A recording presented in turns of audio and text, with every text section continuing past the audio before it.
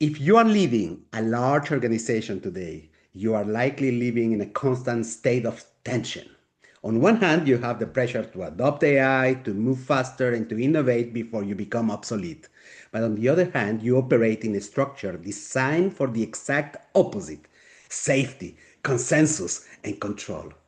It's like we are trying to drive a Formula One speed using an engine built for a horse and a carriage.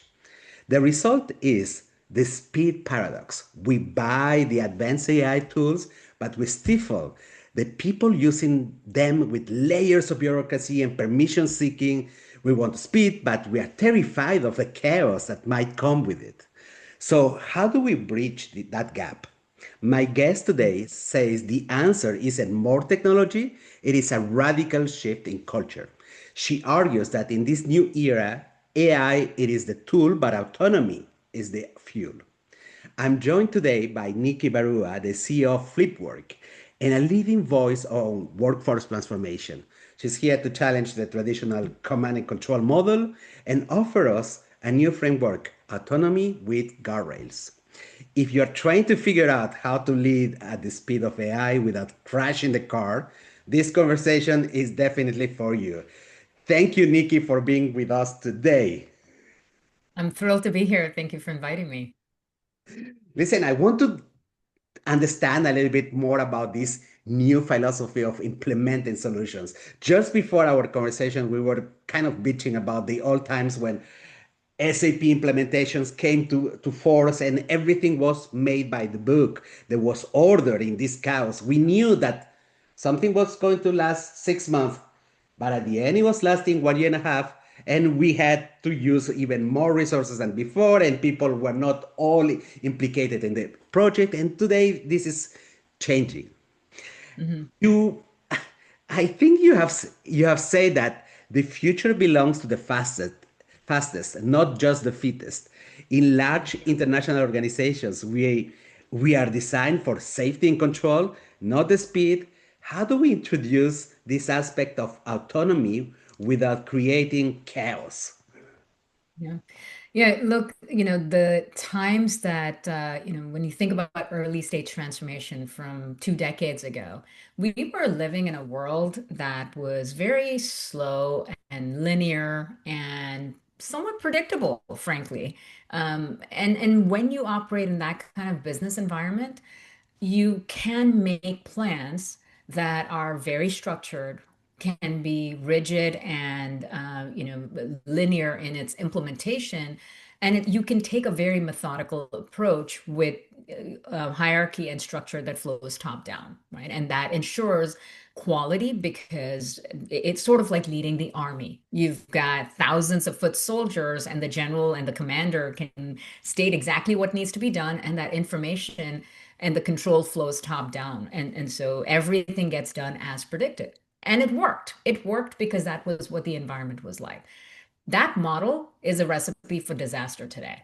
Mm. Because today we're looking operating in an environment that is completely unpredictable, super fast, and entirely nonlinear. It's exponential and nonlinear. And so if you operate with that sort of pyramid structure, you are absolutely set up to fail. So the question is, what is the right answer? And I've been saying this for years, which is success is about being a survival of the fastest, not just the fittest. And what it comes down to is operationalizing agility in your culture, not just, the way you run your business and your teams.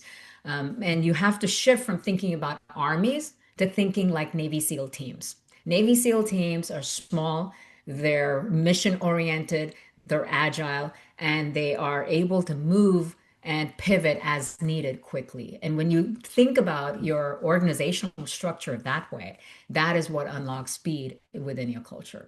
Mm.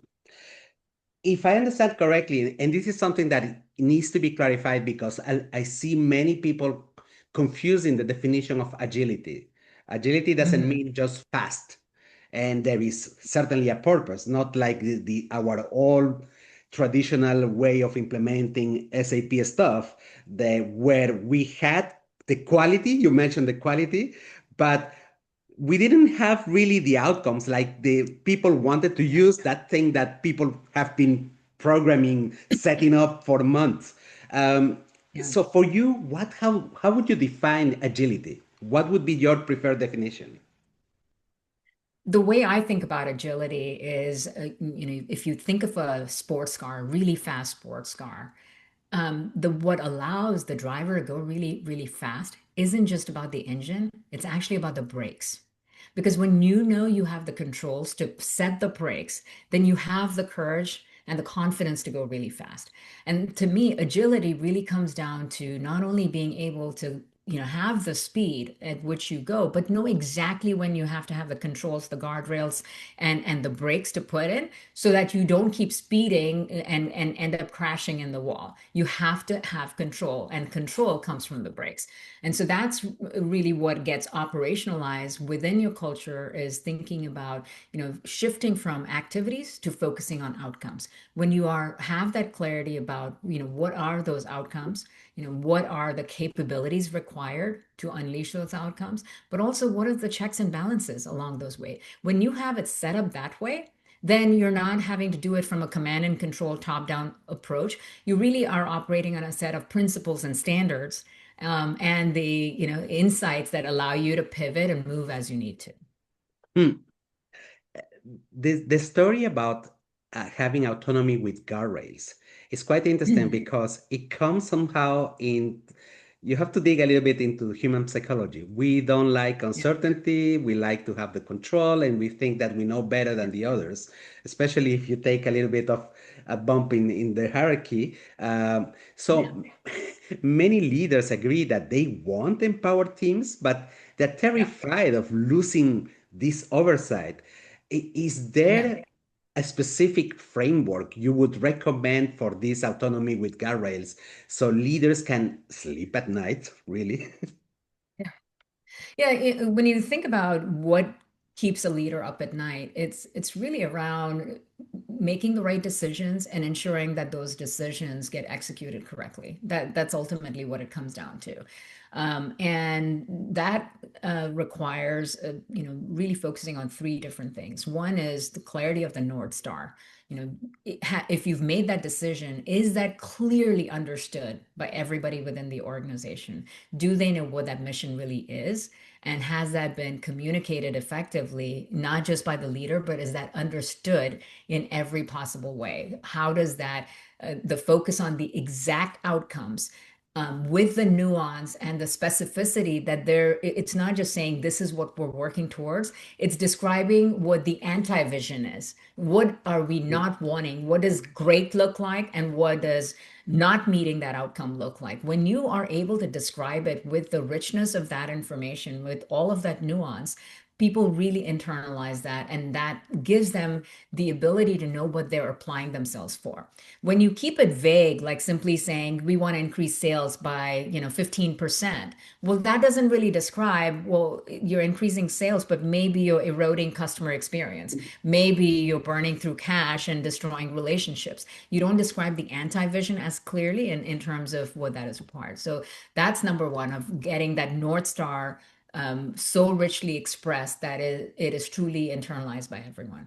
Second is, you got to make sure that the capabilities are in place, because you can't expect someone to achieve a certain outcome autonomously if they don't know how to get there. Simply saying, here's the goal and go figure it out is not a good way of doing it. They have to be able to assess, exactly, how to get to that answer, but also have the skills and tools to operate autonomously. And this is where I see AI as being a really great partner to team members to be able to achieve and get more of the resources that they need. Because oftentimes it's not just your individual skill set and contribution, it's your dependencies on other people to achieve that same outcome that you get, stuck on. Maybe you need input from a different department and they aren't available. So now you're stuck not being able to achieve that goal. And AI can really close the gap in a lot of that kind of information and capability requirement. The third piece is really about, the check-ins and the cadence of the check-ins. So you're not just micromanaging, but it's almost like you have an instrument panel. If you're flying a plane and you have the instrument panel that gives you the indicators, and is able to, have the advanced protocols of knowing what's going to happen before it happens. So that gives you a greater sense of control. That predictive ability, again, this is a place where AI can play a huge role because it's the probabilistic scenarios that it can predict and help you have a better sense of what to do and check in and manage that situation. So when you, as a leader, when you're thinking about, do you have a clear North Star that is richly expressed? Have you empowered your teams with the capabilities, the tools, the skill sets, the information that they need to achieve that outcome? And finally, do you have a predictive mechanism for spotting the things that to make sure that they're going the right way or spotting it before it goes wrong? Uh, when you mention North Star, many people will use numbers, KPIs Hmm. to, or when I'm thinking about what you mentioned on this dashboard that I can see how much I progress, you could use numbers, but I have the impression that in the world of AI, it's not enough. It's not like a number, like Yeah. 15% increase of sales, but it could be other type of numbers, like a scoreboard that you give based on certain subjective data, so information about how much are we progressing in terms of agility, understanding the conversations of others, so that we can have like a score that help us progress. But it's not this tangible. We have reached this amount of revenue, this amount of profitability. Is that correct? Am I understanding it correctly? One of the most effective tools that I've seen the best leaders use is this idea of a painted picture. And a painted picture doesn't just set the goal in a numerical format to say, we're going to double our revenue, but it actually describes what that future state looks like. In order, what needs to be true for that outcome to happen. So Mm. if you think of it at a personal level, if you say, well, I want to be a really fit person, and I want to lose 20 pounds. Well, what needs to be true for that to occur? It means you are eating healthy, you're hydrating well, you have good sleep hygiene, you are exercising X number of times a week, you are, creating a healthy environment. Those things have to be true in order for that outcome to be achieved and to maintain that. A painted picture really provides that visual expression of that future outcome because it's not just about that number that you get there, it's how you get there.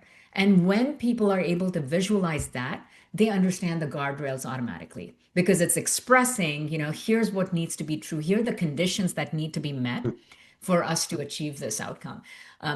Being able to express it visually, when everyone can see the future and they can see themselves in the future, there's a different kind of intrinsic motivation that comes about. There's a different kind of autonomy and engagement that they buy into. That's when they don't need step by step task level direction. They're not focusing on activities, they've shifted to outcomes. They go from being task doers to being orchestrators of outcome. And that's why I use the Navy SEAL example, because imagine giving the Navy SEAL, team a 1,000-page instruction manual to say, if this scenario happens, do this. They would fail, right? But what are they expressing? What are they understanding? They can visualize that future state and exactly what needs to be true in order to make that happen and what those guardrails are of what should not happen in order to achieve that goal. I love this approach. Um, you sometimes encourage employees to be architects of their own roles. And I Hmm. can imagine this leader managing 500 people. How Yeah. what does he need to do in order to operationalize that? Yeah. How do we make that people, instead of waiting for instructions, they are seeking for solutions? Yeah. What I mean by individuals architecting their own roles is essentially stop limiting yourself to a one-page job description. Hmm. Because when the traditional way is here's your job description, this is why you got hired, this is the role you're in, this is, what your responsibilities are, and this is what your targets and performance expectations are. It's a very static way to think about a human being and all that they're capable of. And when people put themselves in that box, their output and their throughput gets limited to just that box because they don't believe they're empowered to think beyond that, to contribute beyond that. And one of the best known examples of breaking that mold is Google's culture, right? When they said you can put 10 to 20% of your time into anything that excites you, that is an individual employee that may be, defined by a certain job description or job title, but they have the ability to venture into something that is a passion project and contribute beyond that box. And that's kind of what I mean about architecting your role, because we all have a zone of genius that may or may not fully align with the job that we're in or our project responsibilities that we're currently working on. But when you think beyond just that job description and you give someone room to maneuver to say, here's the problem we're trying to solve. This is your mission. How might you apply your unique zone of genius? What are the sets of capabilities available to you? And then how can you give permission to that person to experiment? How do you give your teams permission to experiment where the focus is not just on the results, but the pathway and the approach to experimentation? When you make that part of your culture, you start to see people literally break the box and show up with a level of ownership and a level of personal accountability and intrinsic motivation that you just can't get if they're just limited to sort of their role being defined in a very narrow way. But I guess the picture that you're describing has a little bit some details, and these details are based on the level or the stage of readiness of the employee. So we are talking about different levels of people who just enter into the company, who will start using AI in a given way, the middle managers and the senior managers also. And it looks to me that it has a different impact according to the stage that you are in terms of your career. Is there any specific activities that we need to provide at each level, any targeted tactics that we need to do in order to motivate specifically a certain target group? Yeah, the impact that AI is having on different career stages is really fascinating to see. And it sort of goes back to the previous question around, the idea of architecting your roles. What does that actually look like in practice? And then, especially if you're the CEO of the organization, do you want total chaos where everybody's doing their own thing? Or do you think of it in a systems approach? What is your cultural system that unleashes autonomy without creating chaos? And that's where you design systems where like the Google approach is an example of a system. It's percentage of your time that gets allocated to something. But then there's also hierarchy of decision making. You don't want everyone and a junior intern to have the power to make decisions the same way as a C-suite executive. So you have to define, exactly where that decision making power lies. But when you design it correctly as in a systematic approach, you're able to make your people exponentially more capable. And that's really the power of AI. It's not just about, speeding up execution. It's not just efficiency. It's how do you 10x the capability of the people that you have, and at every stage of someone's career, they're reacting differently. Their jobs are getting impacted so differently by AI. If you're an entry level person, the traditional approach used to be bring in someone straight out of college to do grunt work, and they get to learn under a manager who teaches them their craft. That's how you build your skill set and you build your experience. Today, all of that work is being done by AI. So are we turning from a pyramid to a diamond-shaped organization where the bottom kind of disappears, right? So what does that mean for entry-level people? Where they may learn prompt engineering and know how to use AI, but they don't have the wisdom and judgment to know that it's hallucinating or it's not the right output. So this is where you have to start thinking about every layer of management and every career stage very differently in an AI world. The old rules just do not work and the old structures don't hold. And I guess that it has an impact according to the readiness of a department, because let's think about if certain departments are more influenced by technology rapidly, like let's think Yeah. about marketing, let's think about an IT department, and suddenly, for instance, one of the most traditional departments in many companies is human resources. And these guys, Yeah. they say, they will tell you, we don't have the time because we need still to work on crunching the numbers for the payments. Who is going to do that? And on top, now we have culture to deal with, and we still have many Excels to deal with. It's almost like nobody has gone into the department and clean up all the things that could be done by AI, by the way, so that Yeah. they have time to focus on something that really brings the humans, the age of HR into the picture. I mean, one of the most challenging things for senior leaders right now is that they are getting squeezed from both ends, where on one hand, boards are pushing them to say, how do you plan to leverage AI, right? Like how are we deploying AI within the organization? And all the teams members are looking for clarity as well. They want to know what's our vision for AI. Meanwhile, the executives are at a stage of their career where they have tons of experience and wisdom, but they're not experts in AI either. So how do you figure out, what your strategy should be when you don't even understand the technology fully? So whether it's the CHRO trying to figure out how do I re-architect culture in the AI age, or you think about the chief marketing officer to say how do we do marketing differently when AI can make everything possible, or the CFO where financial management is completely different, but also risk profile has changed. Annual planning doesn't work. So what does the CFO do to manage cash flow and financial risk? All of those things are changing, and they don't have the clarity yet to make the decision. And often what I'm seeing is it leads to inertia. They do nothing because they're waiting to feel certain before they take any action. And that's the wrong approach. And so my advice to them is just get started. If you keep waiting for absolute certainty, you will absolutely get left behind. So what you need to do is start doing sprints of experimenting with different ways that frankly builds the muscle for co-evolution with AI. This is not just a tool, but if you think about how you evolve your business model, your competitive mode, your culture, your capabilities, you just have to get started and start running experiments with that. And when you do that over time, the right answer for your organization will emerge. But if you keep waiting, you're destined to fail. Hmm.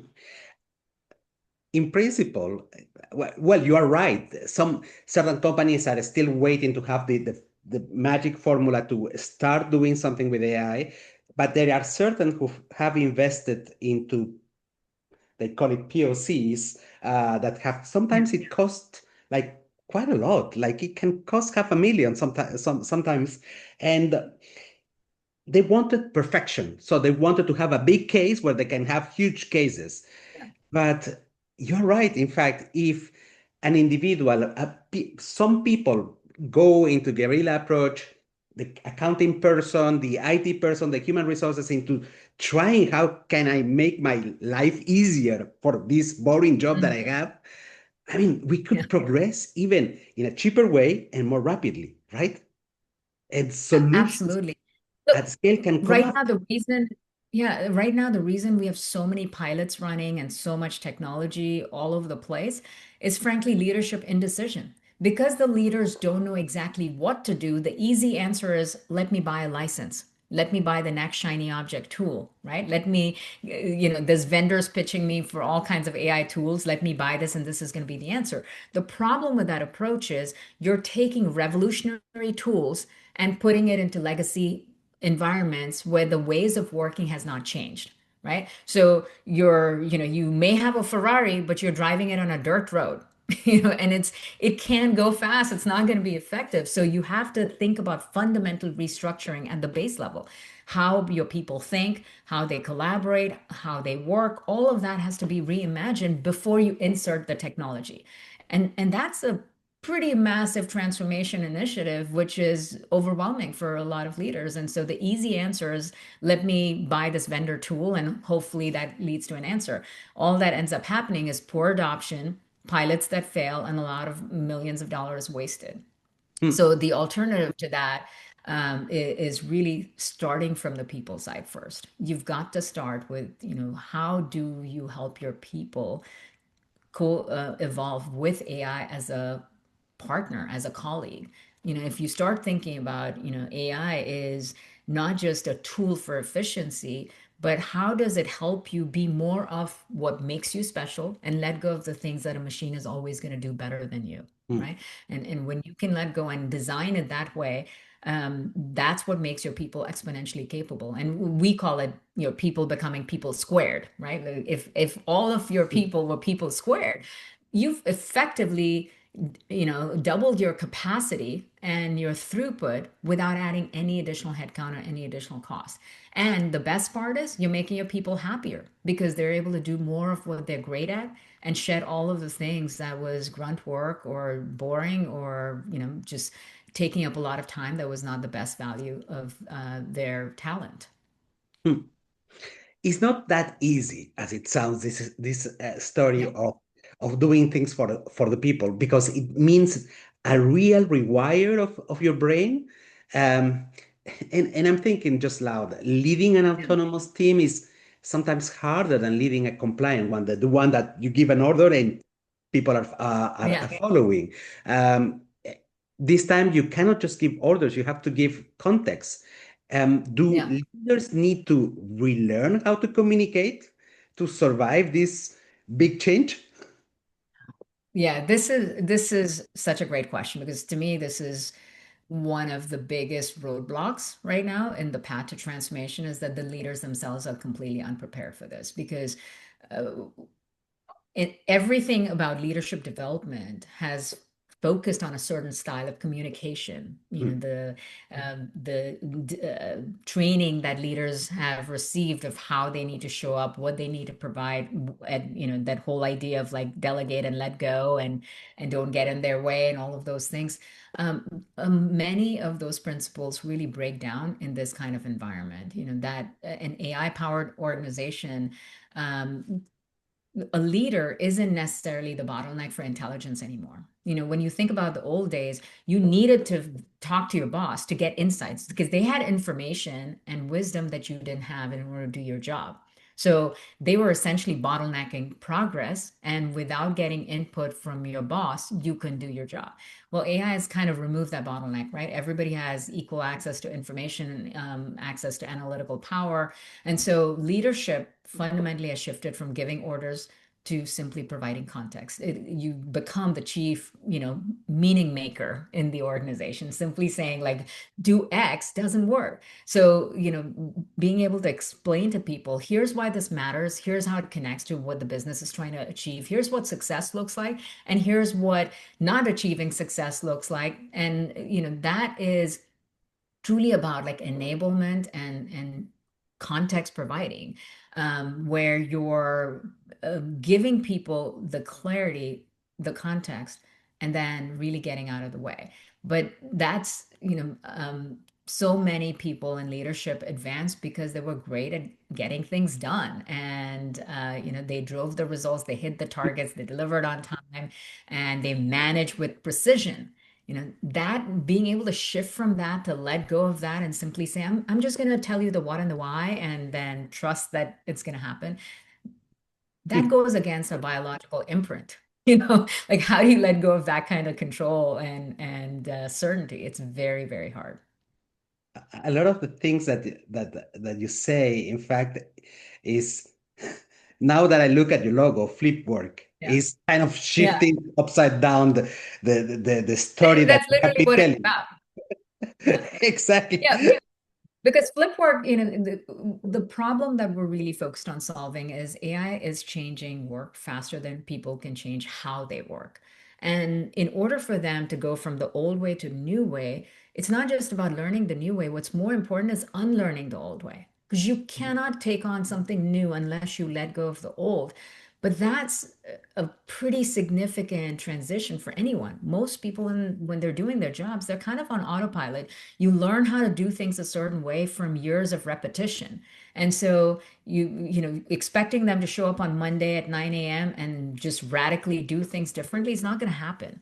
they require the intervention and step-by-step guidance to say, here's a new way of doing that work, and how might you let go and unlearn the old way and start implementing it the new way. But when you are able to provide that kind of environment and guidance to people, there is a different level of empowerment and excitement that people have to basically be truly AI enabled, which is different from just doing AI training and bringing in outside consultants who tell you you're doing everything wrong and here's the new way and you got to learn it. Because when you do things like that, people resist the change. When you empower them to discover the new way themselves, they embrace that change. I love that. In fact, that speaks so much to me. So you are not training the people with prompts when you go to a, no, no, you are putting the fire in their curiosity so that they go and try Yeah. on their own. Putting the fire on Yeah. problems to be solved somewhere in the company, something that will bring efficiency, something where they can shine finally because they have so much knowledge and because of the Yeah. boring routine of everyday job, they haven't been able to show it. That means that Yeah. there is an element of human psychology that has to be integrated in this journey. Mhm. I guess Absolutely. like habit formation or unlearning an old habit that Yeah. we used to have. That's Yeah, this amazing. digs very much into psychology and neuroscience and adult learning and all of those things, not just the technical parts of it, or the workflow redesign. We take a three-step approach, which is the exact opposite of how things have been done so far. Right now, companies are kind of buying the technology first and then saying, okay, here's this cool AI tool, and they're mandating that everybody has to use it because adoption is low. Then the boss says, well, everybody's got to use it. Well, you still aren't going to get the full value of it because they're using it the old school way, right? So it doesn't get fully integrated. And then there's technology fatigue, or there's disappointment and disillusionment because people feel like, oh, this is just wasting more of my time. Like I don't know how it's like making my life any better. So we're taking the exact opposite approach, which is number one, we start with an assessment that assesses not just the individual, but the entire organization. And Mm, what that helps us figure out is the maturity curve at the individual level, the team level, and the organizational cultural level in terms of their readiness for change, their alignment with AI, their ability to sort of become an agentic enterprise where it's humans and machines together. What mm, that diagnostic really helps companies do is very quickly spot the areas of either biggest risks or biggest opportunities. And so instead of just, blindly deploying AI budgets or focus, this helps them pinpoint where should I start? Where is the best ROI for AI transformation, and where should we start from there? From that assessment, we move on to 90-day sprints and we bring teams together. And it's almost like doing a capstone project. They identify the high value use cases and they reimagine, if you had a blank slate and you had, in this day and age, needing to do that complete process, like your sales process or your project management process or operations process, how might you redo it? Where are the inefficiencies at the individual or team level or the inner company functional level? And then where's the role for AI as a co-worker in that mix? And every AI agent essentially is like a coworker. And how do you put in the role of AI? And because the teams are designing this themselves, they're doing it like a capstone project themselves. Nobody else is doing it for them.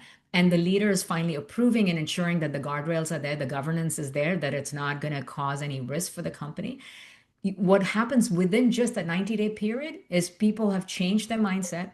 They have built new habits. They're working in completely different ways. Their process and efficiencies are entirely different. And now they've identified exactly where to introduce the AI tools and agents.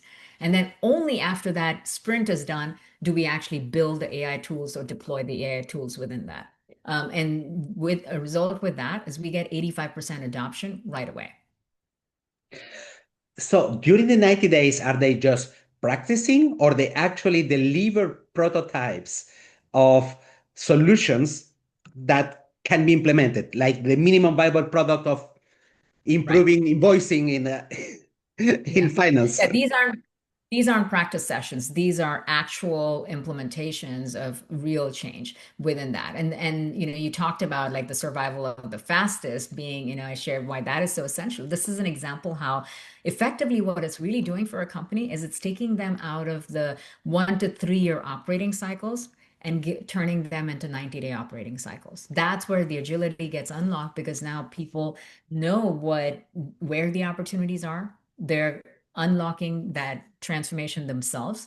They're adopting the tools themselves and they feel greater empowerment because they're seeing the result of it that they created and they see the ROI happen immediately within that short period of time. I love that, Nikki. Nikki is quite motivational. The way you are, in fact, changing the way we learn things instead of learning something, we are learning how to learn, and in order to Yeah. use it right on the spot. And this is beautiful. This is a good change and probably a very good investment for corporations because a POC will cost you 500,000 for 90 days. You are Yeah. offering multiple POCs in one shot and made by the people inside. So acceptance always be greater when people are involved. Yeah. One of the things that's very different about AI compared to previous technologies in the past, when there was a new technology that became part of how we work, we had to learn it, right? Whether it's SAP or Salesforce, whatever, you had to learn the technology, you had to learn how to use it. What's different with AI is you're not just learning how to operate AI tools, you're also teaching it. And the effectiveness and the outcomes you get from AI has as much to do with how effectively you teach it, not just learn it. That means, as an individual, you have to have a level of fluency and comfort and confidence around it. And in the absence of that, you're just going to under leverage whatever investment is made. And that's why, like, the mindset shift and the team culture part of it plays such a vital role in the overall success. Wonderful. Nikki, how can people reach you out? What is the easiest way to reach you out and ask you questions about either Flipwork, about how to implement, how to get out of this mess, or how to balance this chaos with creativity, with being autonomous with Rails? Well, I would love to connect with people through LinkedIn, Nikki Barua, but also my personal website, nikkibarua.com. And then we share a lot of resources on flipwork.ai, from our weekly intelligence brief that a lot of leaders and executives rely on, that provides the exact playbooks that lead to the agility and the autonomy you want to build in your organization. So I'd invite people to check out some of those resources because look, everything is changing so fast right now that it is humanly impossible for us to master it all. But what's most important is that we build that meta skill of learning. That is the actual value is learn how to learn and learn who to learn from and learn from the right resources. So, that's our focus is to provide really cutting edge resources in simple ways that are easy to consume that equip every leader with the tools for success in this AI age. Nikki, it was wonderful to speak to you. I think that people are going to find so much value, especially in an era where there is a lot of investment in AI and very little, very small results when you go hire a consultant to develop your thingy that you cannot even figure out, instead of investing on the people who will figure out then how to do it. Nikki, thank you very much for your time. It was wonderful to spend time with you. Thank you for inviting me. I'm so thrilled I could do this conversation with you.